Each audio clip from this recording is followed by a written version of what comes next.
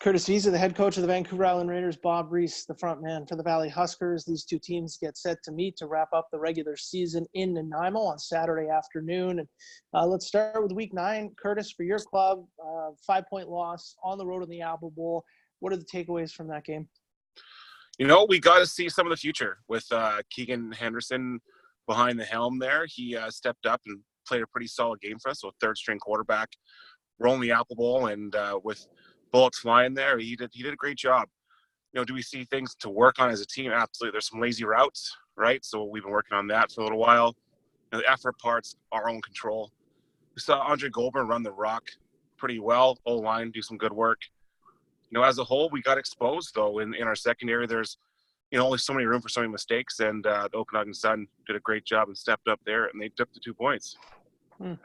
Bob, obviously there's been a lot of talk and a lot of fallout about your team's last game. Obviously a very tough home loss against the Langley Rams, and there was some extracurricular stuff going on there, and I'm sure people have seen the news coverage and read about that. You know, I'm not going to ask you to get into that too much. It's, you know, looking back, I don't think there's too much value in reflecting on that, but what are some key takeaways now that you've had a bit of time in the bye week to reflect, and kind of your final statement on that whole situation? I mean, like you said, there's not a lot to, you know, to take away from a game like that. Certainly on the field, you know, we've reviewed the film and looked at it as a program, and, you know, taken the positives out of what we've seen on the film, and corrected a lot of mistakes, you know, like we do every week. You know, but as far as the extracurriculars, you know, we're not gonna get into that. You know, that's off the field stuff, and to be honest, happening in behind us, and not something that we're going to speak on here. Fair enough. 2 bye weeks. This Thanksgiving bye week, they have had that in the schedule in the past. It's back this year. Bob, what do you think of having the 2 bye week season? I mean, it makes sense when you look at the 2 years before this one, you know, with the forest fires, you know, creating havoc on the schedule. So I understand why we do it. You know, it extends the season an extra week, and obviously this year the Flyers weren't really a concern. You know, but it gives guys a chance to rest up, and, you know, going into that last week of the season, you know, less important for a team like us right now from the outside looking in, but I'm sure certainly important to the guys heading into the playoffs this week. Curtis, did you guys appreciate that week to kind of get healthy, or did you feel maybe hey, we'd like to get back on the field right away after a tough loss like that in Okanagan? It was a mixed bag for us. Like, there's a lot of guys that, you know, like, hey, we got to keep going. We got to practice. We got to get going, you know, and we're a bit banged up. So we practiced the one night. We had a captain's practice, coaches meeting. And then the next night we snuck into one in the high school gym here and played some 3-on-3 basketball and some dodgeball. So we saw a chance to, like, kind of reconnect and get the guys back on the same page, and the rest of the time was to heal and rest up. So you can tell last night that it was needed. So it's been good for us. I would not want to try and guard you in the post, Coach. You got those broad shoulders. They wouldn't be able to get you away from the hoop, man. Danger to the paint, but the stamina, that's yeah, that's a different story. I want to talk about the All-Stars.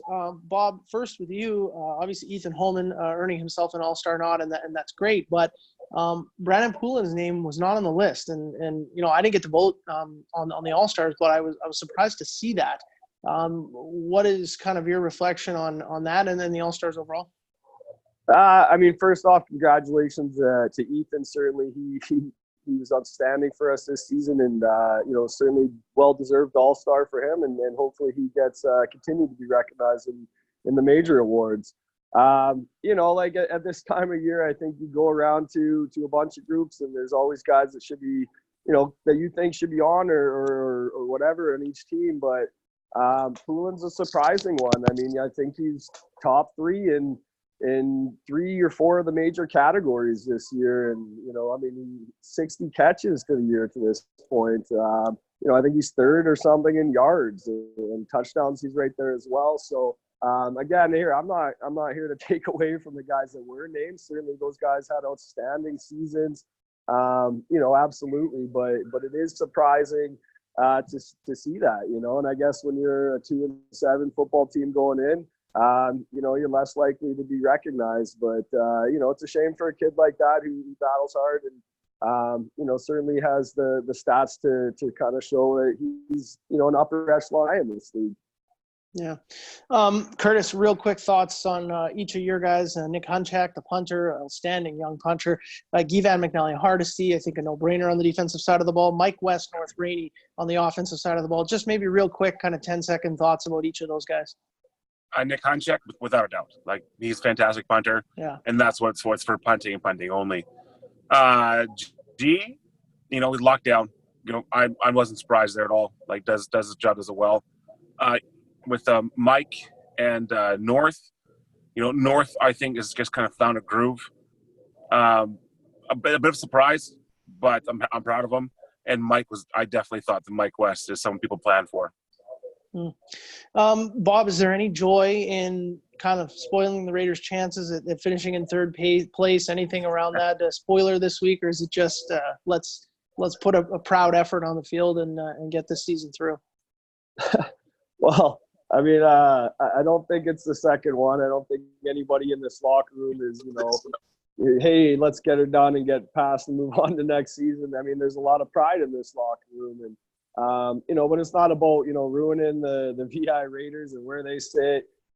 It's about finishing with a win for us, as a program, and finishing this season right, in a season that has had a lot of wrongs and a lot of things that we can look back at and wish we could have changed. But we have one more week to prepare for an opponent that is a very good opponent, and it'd be nice to finish this year competitively and go for a win, not to ruin anybody else's day. It's not like we're knocking them out of the playoffs or anything like that. If we wanted to do that, we should have gone out and won last week, and then we'd be sitting in a much different game here this week. So, we're going to prepare for this team the same way we were going to prepare for them had we won that game against Langley, and that's, to the best of our ability. And we're going to go out there and try to get a win for our program. Curtis, is there what's kind of the conversation with your group? I know that you do in some minor way control your fate, because if of course Okanagan can't pick up any points this week, then you guys can win and move up into third place. And as you talked about the other week, avoid Langley. What are some of the conversations going on around the meaning of this game for your group? It's a must win. Like, every game so far this year obviously has been a must win, but right now, we got to prepare our guys to be in the best case scenarios right now. Chilliwack's, they're a great team out in the valley there. So we honestly have to bring heat. Like, we have to prepare at our highest level. Rolling into playoffs, it's not a game where I can rest guys. I can't lose momentum. We can't, bring down schemes for players. Like, at the point now where every single facet has to show up. And we haven't had that. So we have to see it can happen before we trust it all.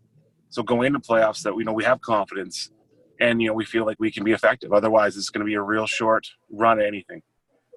Gentlemen, thanks for your time. Best of luck this weekend. Awesome. Thanks. Good luck this week, Coach. Take care. Hey, thanks. Awesome.